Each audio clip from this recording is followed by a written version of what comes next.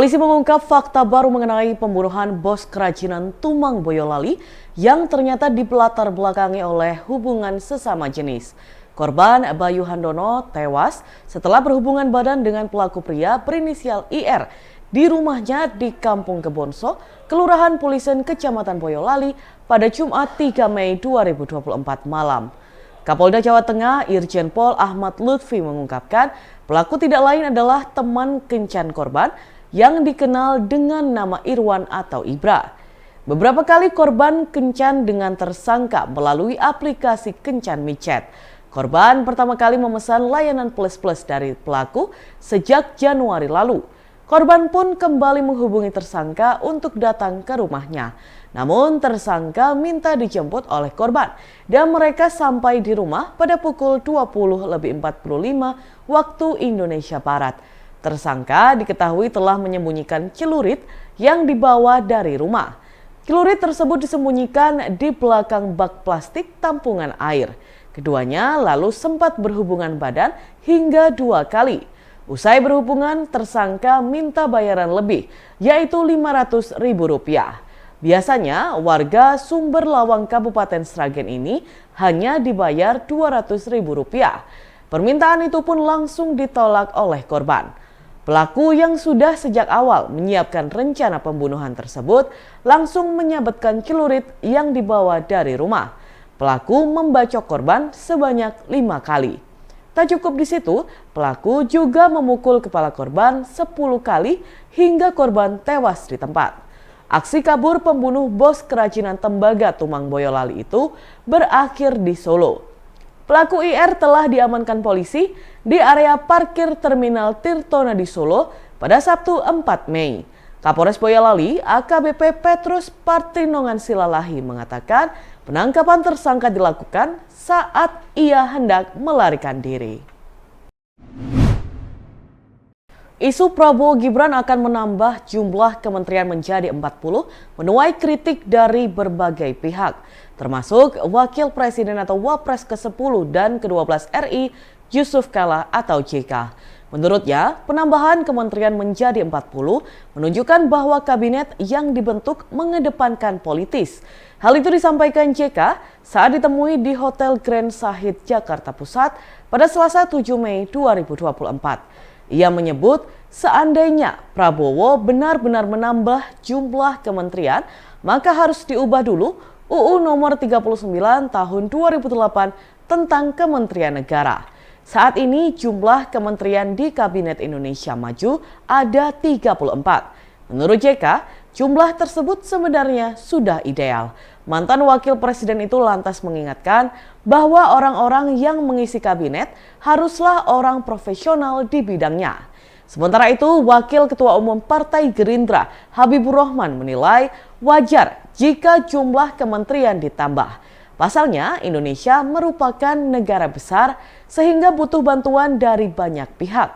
Menurut Habibur Rahman, semakin banyak jumlah kementerian justru semakin baik bagi pemerintahan dan pelayanan publik.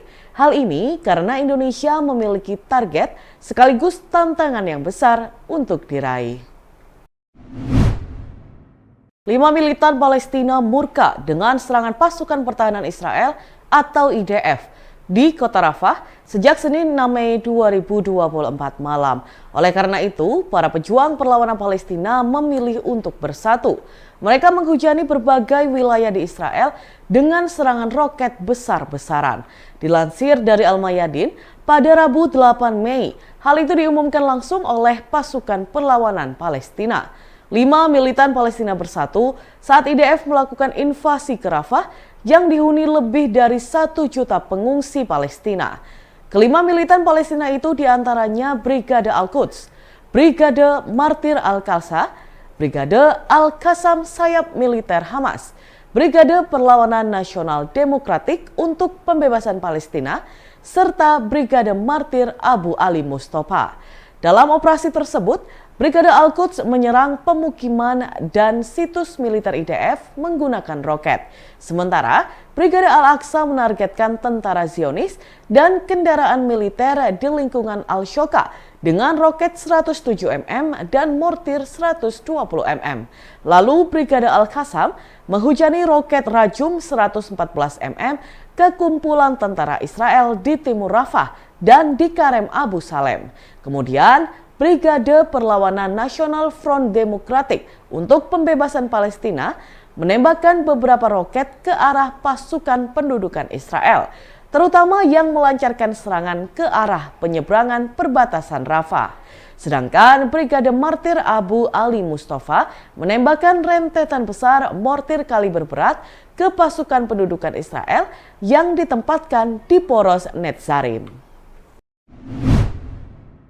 Wakil Bupati Sidoarjo, Subandi resmi menerima SK sebagai PLT Bupati Sidoarjo dari PJ Sekda Prof Jatim, Bobi Sumiarsono di kantor Gubernur, Jalan Pahlawan, Surabaya pada Rabu 8 Mei 2024. Penyerahan SK penunjukan PLT Bupati Sidoarjo pada Subandi dilakukan pasca KPK menetapkan tersangka dan menahan Bupati nonaktif Ahmad Mudlor Ali sehari sebelumnya.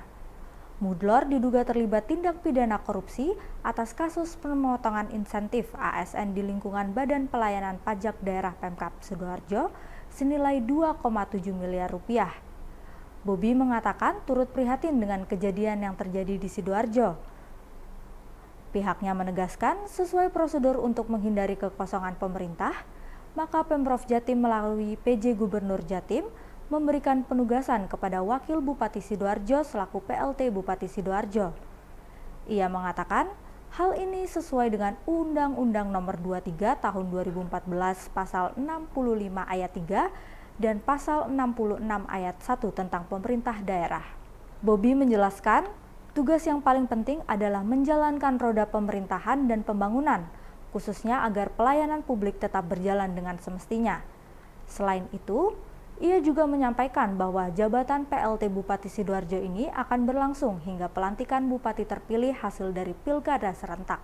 Sementara itu, Subandi dalam wawancaranya usai menerima SK mengatakan ia siap untuk menjalankan tugas. Subandi menyampaikan akan menjalankan amanah sesuai dengan aturan yang berlaku sebagai PLT Bupati. Ia menegaskan bahwa pihaknya menghormati proses hukum yang berlaku dan menyerahkan semua proses pada yang berwenang. Layanan untuk jemaah haji lansia dan disabilitas terus ditingkatkan. Musim haji tahun 2024 ini ada layanan bus yang ramah lansia dan disabilitas. Menteri Agama Yakut Kholil Qomas mengatakan sudah melihat langsung dan mengecek bus ramah lansia dan disabilitas tersebut dalam kunjungannya ke Mekah pada Selasa 7 Mei 2024. Di Terminal Ship Amir, Menak Yakut menyempatkan diri mengecek kesiapan bus sholawat dan bus antar kota.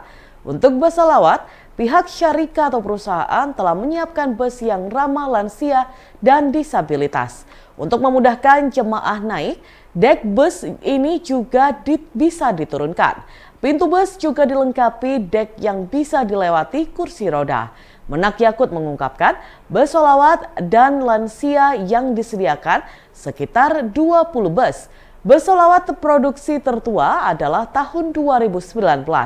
Banyak juga yang diproduksi pada 2022 dan 2023. Tipenya ada dua, yaitu City Bus dan bus ramah disabilitas atau lansia. Untuk City Bus, kapasitas mencapai 70 jemaah yang duduk dan berdiri. Sedangkan bus disabilitas dan lansia ada 18 kursi yang tersedia. Pada bagian tengah bus, ada ruang untuk meletakkan kursi roda jemaah haji. Setiap bus dilengkapi dengan pendingin udara, pemecah kaca, P3K, APAR, GPS, ban cadangan, tombol pintu darurat, dan banyak lainnya. Bus sholawat akan melayani jemaah dari hotel ke Masjidil Haram selama 24 jam. Ada 22 rute yang disiapkan untuk antar jemput jemaah yang tinggal di 5 wilayah, yaitu Syisyah, Raudah, Misfala, Jarwal, dan Reibaksi. Untuk bus antar kota paling tua diproduksi pada 2019. Banyak juga yang produksi 2023 dan 2024. Bus yang digunakan adalah tipe couch dengan kapasitas rata-rata 47 kursi. Meski demikian, masing-masing bus akan diisi maksimal 42 jemaah. Bus antar kota akan melayani rute Bandara Madinah ke Hotel Madinah dan sebaliknya, Hotel Madinah ke Hotel Mekah dan sebaliknya, serta Bandara Jeddah ke Hotel di Makkah dan sebaliknya. Menak Yakut menjelaskan, pihaknya telah mempersiapkan 76 halte. Di setiap halte akan ada petugas transportasi yang berjaga 24 jam penuh secara bergantian. Dan Tribunnews, berikut kita simak bersama wawancara dengan Menteri Agama Yakut Khalil Qomas. Saya bersama Pak Komjen dan rombongan melakukan kunjungan ini untuk 3 hari ke depan untuk mengecek persiapan layanan haji Indonesia. Hari ini tadi kita sudah lihat beberapa hotel dan sekarang kita melihat kesiapan beberapa bis yang disiapkan untuk jamaah, baik untuk bis sholawat maupun bis antar kota dari Mekah ke Jeddah. Ini saya kira meskipun saya lihat ada kemajuan yang lebih baik dibanding tahun lalu, ada beberapa perbaikan, namun saya juga punya beberapa catatan yang saya kira masih cukup waktu untuk memperbaikinya. Dan besok kita akan coba lihat bagaimana kesiapan layanan catering sama ya Pak Bo, catering terus sama ya, lalu sama ngecek beberapa hotel kembali. Namun overall sih semuanya oke dan mudah-mudahan di waktunya nanti benar-benar siap memberikan layanan yang terbaik pada jamaah. Baik. Petugas kantor imigrasi Kanim kelas 2 non tempat pemeriksaan imigrasi TP Blitar masih menahan 2 WNA asal Pakistan yang meminta donasi kepada warga dengan cara memaksa. Petugas imigrasi masih menyelidiki kasus itu untuk menerapkan pasal keimigrasian kepada kedua WNA asal Pakistan tersebut. 2 WNA Pakistan yang diamankan petugas imigrasi Blitar yaitu MI 45 tahun dan MA 40 tahun.